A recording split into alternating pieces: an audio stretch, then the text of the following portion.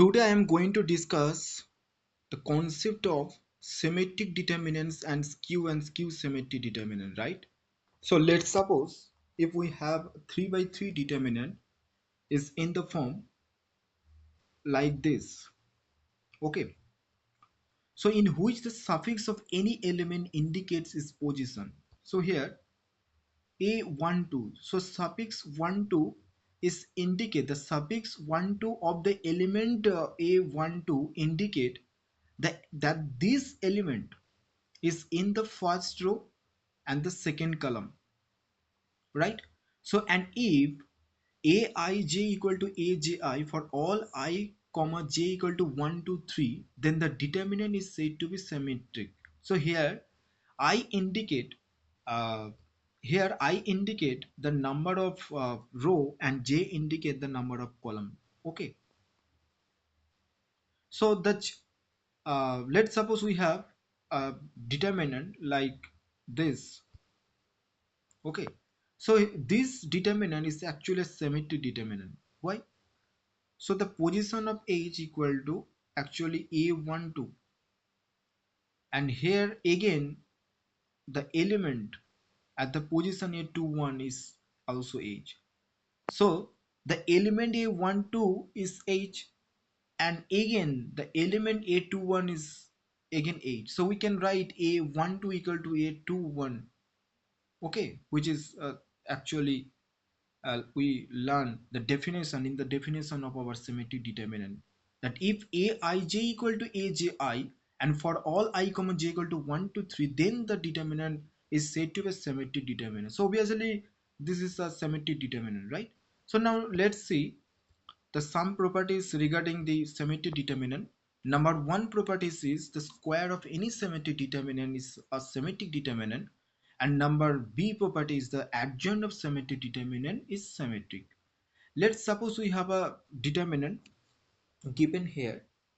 So delta equal to this our determinant. So here delta is the symmetric determinant, so obviously. Now we can write it delta square equal to delta time delta, just product of our original determinant twice here. So we have this determinant, so which is also symmetric determinant. Okay, so as we can see that the position 25 is 1 2 at the first row and the second column. Again here 25 position is at the second row and the first column, right? So we can write a12 equal to a21 again, so which is properties of our symmetric determinant, right? So so uh, so now adjoint of delta, so adjoint of delta is also a symmetric determinant here. Okay, also a symmetric determinant here, right? So this determinant actually prove the square of any symmetric determinant is symmetric determinant, and the adjoint of delta or adjoint of determinant is adjoint of symmetric determinant, which is also a symmetric determinant, right? Now the skew and the skew symmetric determinant, so the determinant is like this form. So here is said to be a skew if aij equal to minus aji uh, for all I comma j equal to 1 to 3, and where I is not equal to j, right? So that we have a determinant here like this, okay. So this is a skew determinant. Why? So here the position of the minus f, right? So here the position of the minus f at second row and the third column, and again the position of element f at the third row and the second column here. So minus f equal to a23 and f equal to a32, right? So a32, we can write a32 equal to minus a23, which we have studied in uh, at the definition of our skew determinant. Okay, so which is hold obviously a skew determinant, the definition of skew determinant, right? So and if aij is equal to, and if aij is equal to minus ji for all I comma j equal to 1 2 3, and I is not equal to j with aij equal to 0, and for all I equal to z. Okay, so then the determinant is said to be a skew symmetric. So here from this determinant we can see that at the position, at the position of a11 we have 0.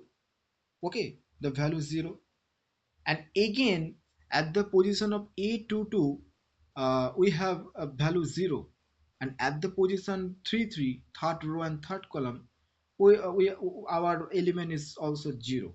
Okay, okay, so along this arrow our the number of row and column are same.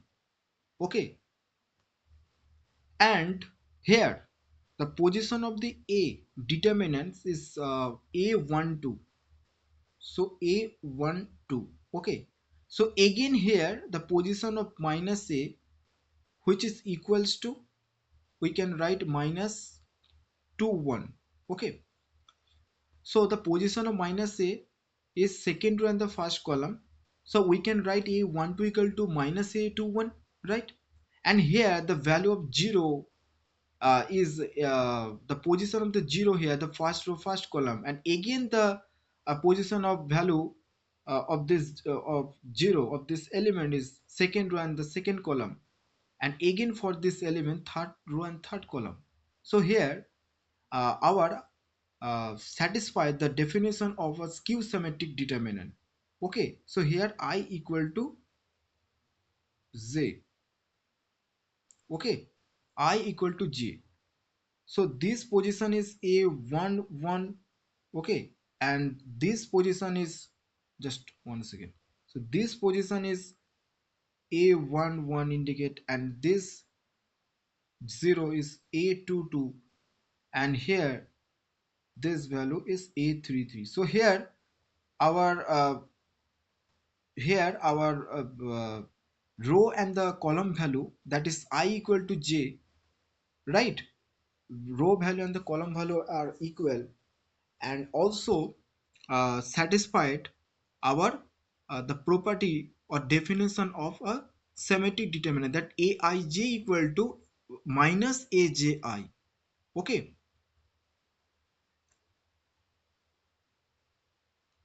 one second.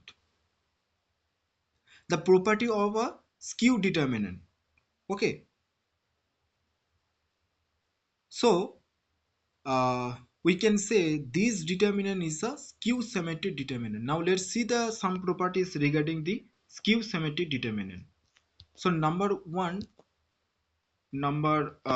property is the every skew symmetric determinant of third order is 0, and every skew symmetric determinant of second order is perfect square.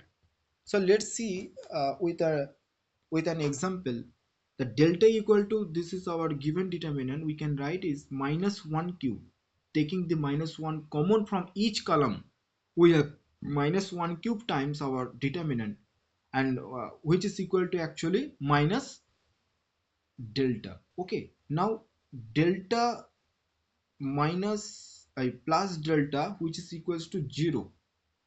Okay, so we can write the 2 delta equals to 0, and actually delta is equal to 0. Taking the delta at the left side, we have 2 delta equal to 0 and delta equal to 0, right?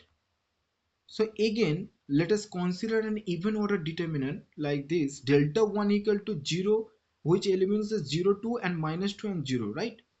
Now expand it, we have actually 2 square, so which is a perfect square, right? So this actually indicate the first property of our skew symmetric determinant, that every skew symmetric determinant of third order is 0.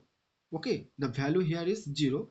And again, every skew symmetric determinant of second order is a perfect square.